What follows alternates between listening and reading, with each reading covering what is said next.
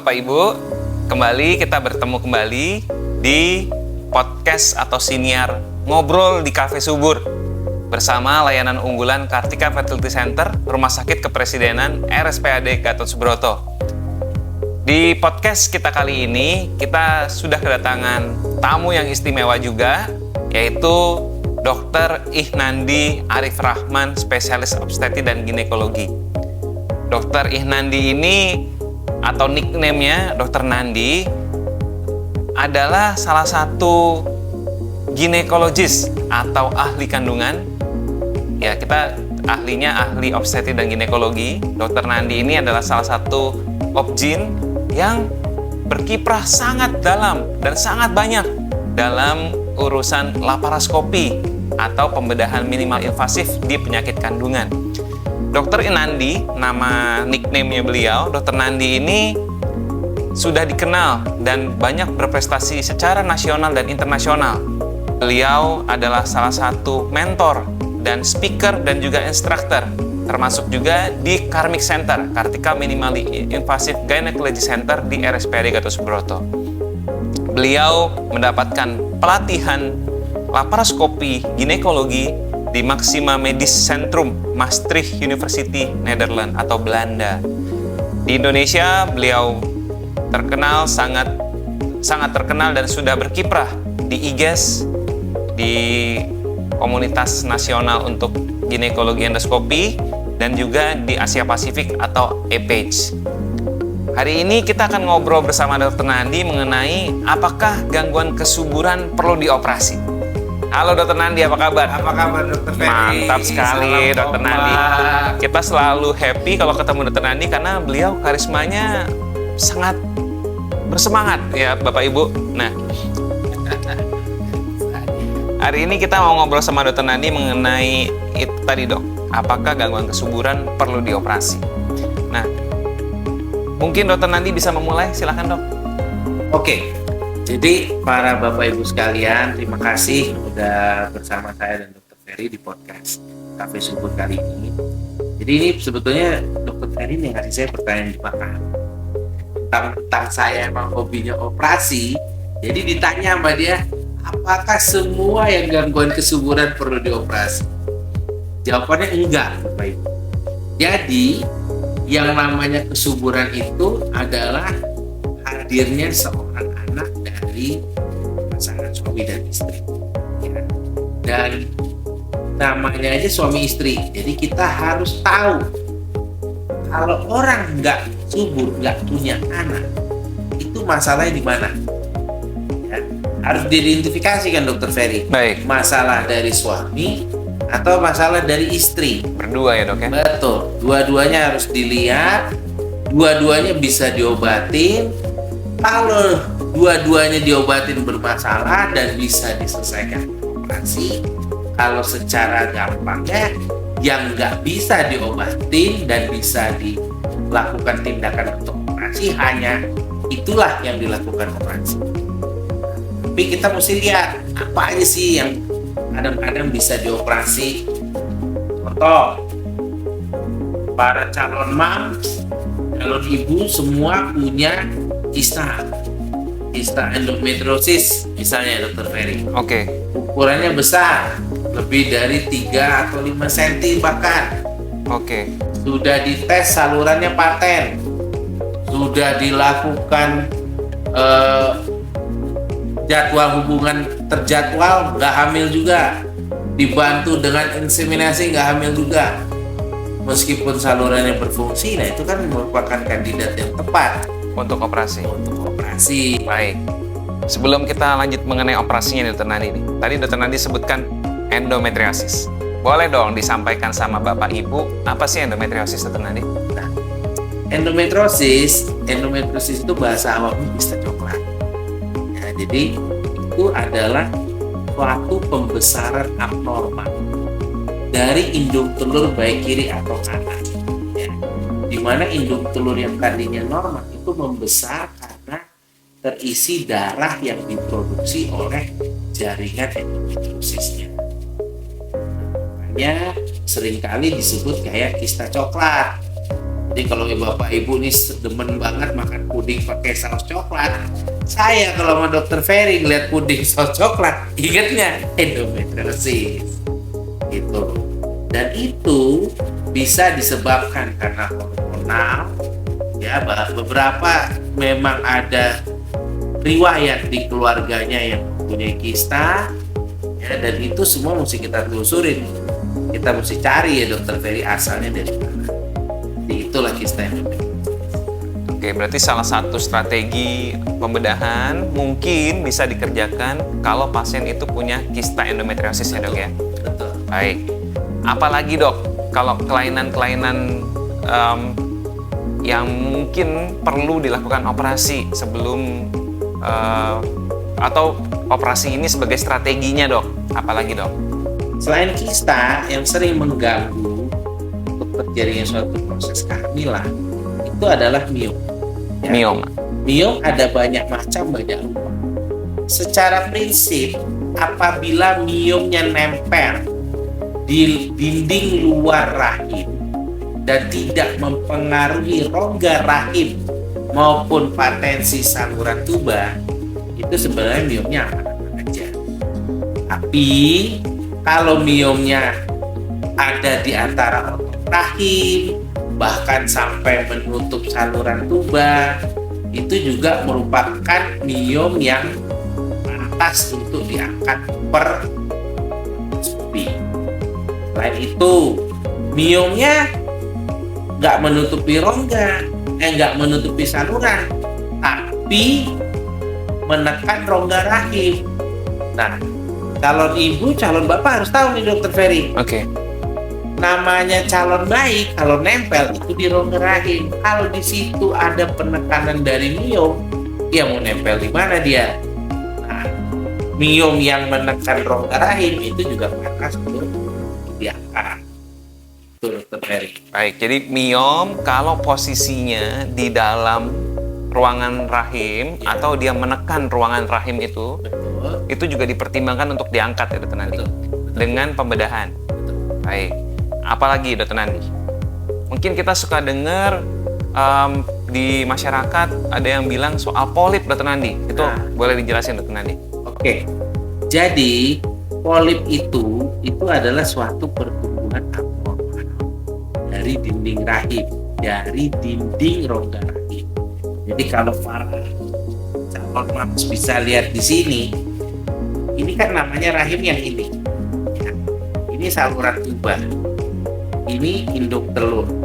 Nah, yang namanya rongga rahim ini harus bersih. Kalau dia ada sesuatu yang tumbuh di situ, otomatis kemungkinan embrio bisa tumbuh dengan baik berkurang. Oke. Nah, polip itu biasanya adalah gangguan penebalan dinding rahim. Bisa karena hormonal, bisa karena metabolik, tapi dia mengganggu penempelan embrio ke rongga rahim. Akibatnya apa? Ini harus diangkat. Angkatnya pakai apa? Dikuret. Kalau dikuret mah kita nggak lihat ya, dokter Ferry, kita pakai teknik yang namanya hysteroscopy reseksi polip atau TCRP kalau bahasa Inggrisnya. Cervical polyp resection. Menarik nih, dokter Nandi sudah ngomong soal hysteroscopy. Nah, boleh dok disampaikan dok, hysteroscopy itu apa dok? Oke. Jadi para bapak dan ibu sekalian, hysteroscopy adalah suatu teknik operasi menggunakan skop atau lensa berukuran 2 sampai 3 mm masuk melalui liang vagina lewat mulut rahim sampai menuju rongga rahim. Tujuannya apa? Tujuannya untuk melihat keadaan rongga rahim. Kalau ada sesuatu yang abnormal di dalam rongga rahim, maka dengan teknik hysteroscopy kita juga bisa mengangkat atau mengobati kelainan tersebut. Contohnya polip atau miom kecil. Bahkan kadang-kadang juga orang dengan riwayat kontrasepsi juga bisa ya, kontrasepsi nyangkut bisa diangkat. Jadi banyak sekali gunanya. Histroskopi ini berarti canggih ya dok ya, pemeriksaan yang lebih canggih. Ya. Memerlukan alat khusus atau tidak dok? Jadi histroskopi itu kita memerlukan lensa yang diameternya itu cuma 2-3 mili. Kecil sekali berarti. Kecil sekali. Baik. Kecil sekali. Baik. Dan pelayanan histroskopi ini berarti harus dibius begitu dok? Enggak. Jadi histroskopi itu mampu dilakukan secara mandiri di poliklinik oleh dokter. Dan itu sesuai dengan kompetensi dokter kebidanan masing-masing. Kita bisa melakukan diagnosis sampai melakukan terapi. Kalau untuk saya, polip-polip 1-3 cm, tidak ada perdarahan yang banyak, gambaran masih sangat jelas, kita berdua masih mampu angkat di poliklinik. Tapi kalau dia lebih besar dari itu, atau memang dia memerlukan instrumen tambahan untuk mengatasi perdarahan yang mungkin muncul, nah itu harus masuk ke kamar operasi. Tapi kalau enggak, sebenarnya para calon ibu tinggal datang, dilihat, diangkat, pulang. Berarti praktis sekali sebenarnya dok. Sangat praktis sekali. Ini bisa jadi pelayanan one day service berarti? Betul, ada service. Baik. Kita di Cafe Subur ada. Baik, jadi di pelayanan unggulan Kartika Fertility Center, Ya. RSPD Gatot Subroto, ada pelayanan histroskopi ya dok ya? Ada. Dan itu bisa one day service? Bisa, karena kita mulai Oke. memasukkan pelayanan office histroskopi itu tahun 2014 kalau saya nggak salah. Oke, berarti layanan unggulan ini salah satu layanan yang bisa kita kerjakan office histroskopi ini sejak 2014 ya dok? Ya. Sejak 2014? Sejak 2014 kita sudah melakukan secara reguler di Poliklinik Fertility Center RSPAD. Pertanyaannya bapak ibu biasanya suka nanya nih dok, sakit nggak kalau dikerjakan di poliklinik dok? Nah, pertama ya, teknik ini sudah dilakukan oleh teman-teman kita di luar. Itu paling tidak 5-10 tahun sebelumnya. Dan sebenarnya ini adalah selalu mindset. Kalau ibunya tenang, tentram, nggak akan nyeri. Karena bapak ibu harus tahu besarnya rongga rahim dan liang mulut rahim dibandingkan anak kita itu masih lebih kecil anak kita dokter. Baik. Cuman ibu-ibu tuh kadang-kadang udah panik duluan, takut duluan, kayak harus diajak bercanda terus aja pasien itu biar nggak sakit. Berarti dengan suasana yang nyaman, yang cukup nyaman di Kartika Fertility Center, kita bisa kerjakan dengan cukup nyaman juga untuk pasiennya dok ya. Oke. Tentu kalau kita sebagai dokter kan nggak mau dok pasien kita nggak nyaman ya dok. Ya, Pasti kita pengennya juga kita kerja dengan nyaman, pasien kita juga nyaman ya dok. Oke, baik dok. Cukup menarik dok mengenai histroskopi. Nah lanjut lagi dok, mengenai tadi balik lagi nih dok nih soal endometriosis. ya. Kalau endometriosis, apakah perlu histroskopi atau bagaimana dok? Tergantung. Kalau pasien endometriosis pada saat USG kita melihat ada anomali pada ketebalan dinding rahim, maka sebaiknya kita lakukan proses office histroskopi diagnostik di poliklinik. Baik. Nah, kalau misalnya pasien udah dia endometriosis, dia datang juga dengan keluhan perdarahan di luar waktu haid. Nah, itu sebaiknya sebelum kita jadwalkan, ini kan kita bicara pasien endometriosis yang mau operasi kan. Iya. Nah, itu sebelum kita jadwalkan operasi, alangkah bijaknya kalau kita lakukan juga office hysteroscopy dulu di poli Oke, baik. untuk menunjang outcome kesuburannya nanti. Jadi supaya nggak bolak-balik dokter Ferry. Karena kalau kita udah deteksi di poli ada kelainan di dalam rahim dan kita udah atasin, jadi pada operasi yang di kamar operasinya kita tinggal konsentrasi ke kistanya. Baik. Operasi endometriosis itu biasanya dikerjakannya bagaimana tenang? Jadi untuk operasi endometriosis itu adalah golden standard ya, Bapak Ibu. Jadi standar baku emasnya adalah laparoskopi untuk endometriosis. Laparoskopi ya. Ya, Boleh dong disampaikan Dokter Nandi, apa sih laparoskopi itu? oke. Laparoskopi secara prinsip dia adalah teknik yang sama dengan histeroskopi. Perbedaannya apa? Kalau histeroskopi lensanya ukurannya 2 sampai 3 mili, kalau laparoskopi lensanya ukurannya 5 sampai 10 mili. Jadi antara setengah senti sampai 1 senti.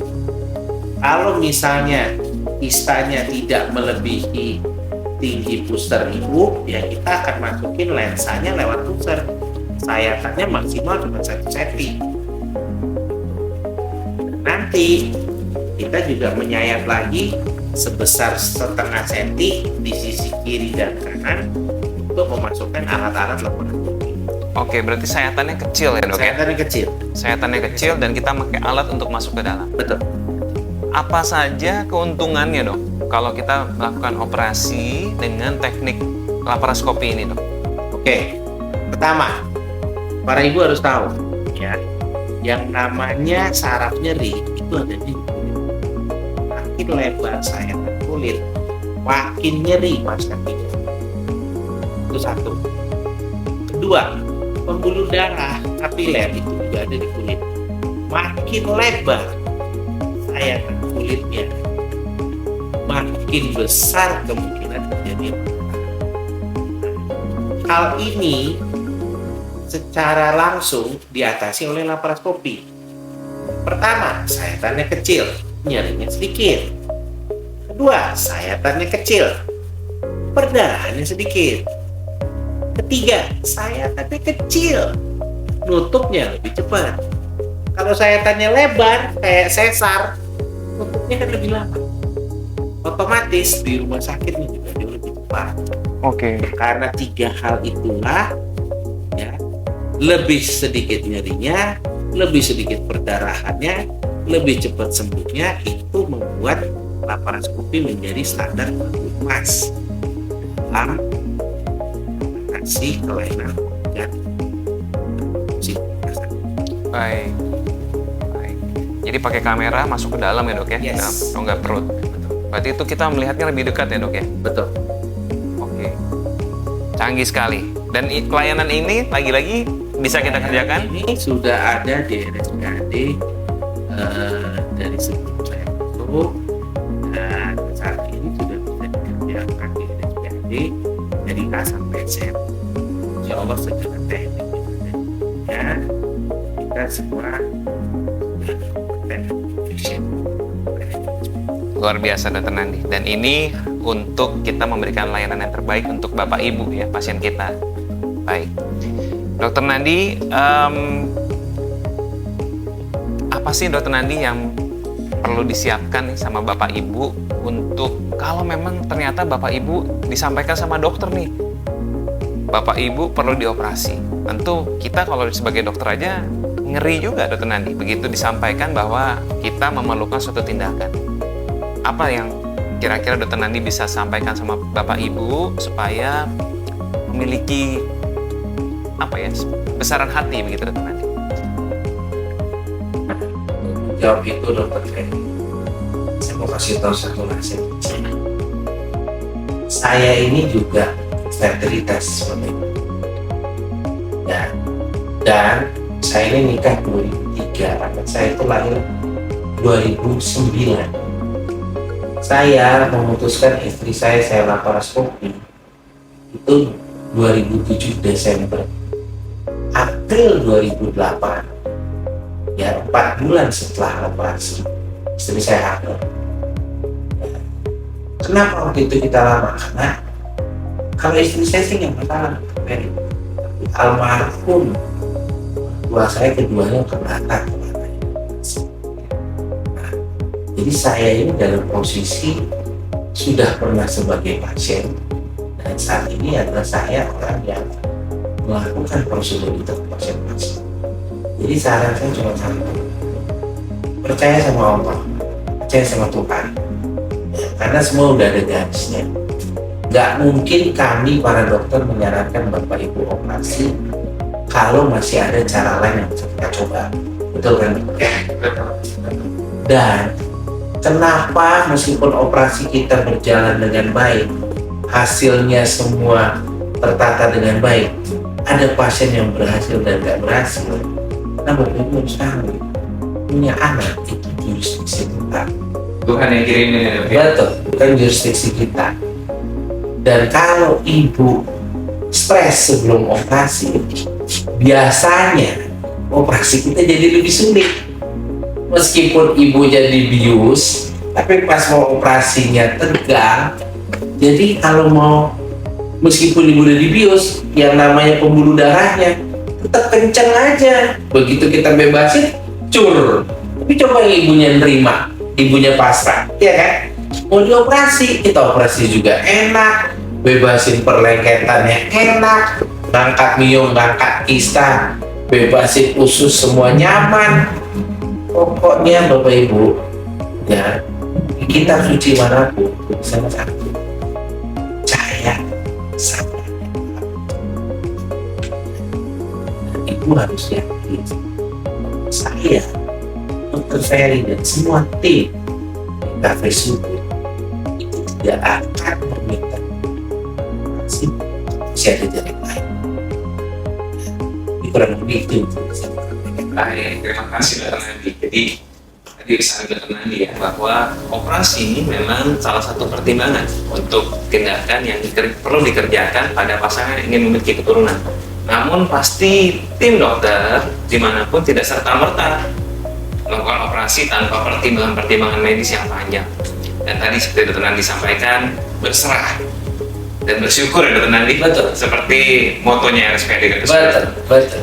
Terima kasih banyak Dr. Nandi untuk waktunya. Ayah Bapak Ibu, terima kasih untuk kesetiaan menyaksikan podcast Ngobrol di Cafe Subur bersama layanan unggulan Kartika Fertility Center Rumah Sakit Kepresidenan RSPD Gatot Subroto. Dan tentu saja kami selalu berharap dan berdoa Bapak Ibu selalu sehat dan juga bisa mendapatkan manfaat dari podcast Siniar Ngobrol di Cafe Subur. RSPD Gatot Subroto bersyukur